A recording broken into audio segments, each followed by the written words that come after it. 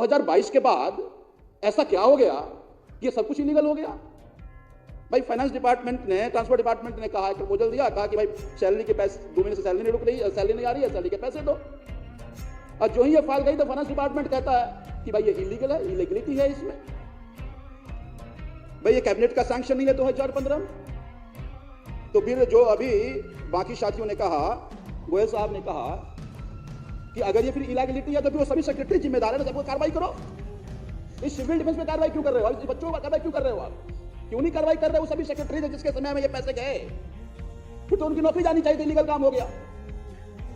और आप कह रहे हो कि कैबिनेट नहीं हुआ था, कैबिनेट को सरकार तैयार, सरकार तो कह रही है, क्यों नहीं कैबिनेट में ला रहे हो आप? प्रपोजल भी बना।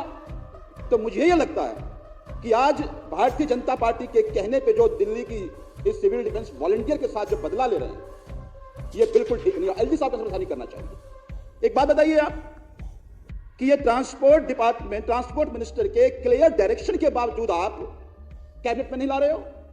ट्रांसपोर्ट मिनिस्टर, रेवेन्यू मिनिस्टर्स की मीटिंग हुई, उसके बाद भी नहीं ला रहे हो। ट्रांसपोर्ट मिनिस्टर ने रीजन सीएम साहब को अप्राइज किया, सीएम साहब के कहने के बावजूद नहीं ला रहे हो आप। ये सरकार कैसे चलेगी? अगर ट्रांजैक्शन ऑफ बिजनेस रूल में मिनिस्टर का ऑर्डर सेक्रेटरी पे बाइंडिंग है और सेक्रेटरी नहीं मान रहा, कहां जाएगा?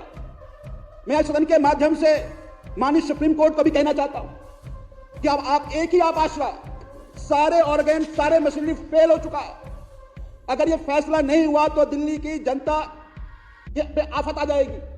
चुनी हुई सरकार के पावर को खत्म किया जा रहा है। और मैं इस सदन को एक बात और कहना चाहता हूं, यह सदन एलजी के सेक्रेटेरिएट को सैलरी देता है, लेकिन एलजी का सचिवालय दिल्ली के जनता को और काम को रोकती है।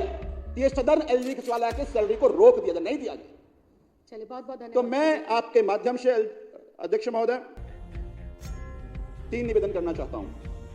पहली बात कि ये सिविल डिफेंस के जो वॉलंटियर हमारे सारे साथियों ने बताया कि किस तरह से ये दिल्ली के लोगों की सेवा कर रहे थे।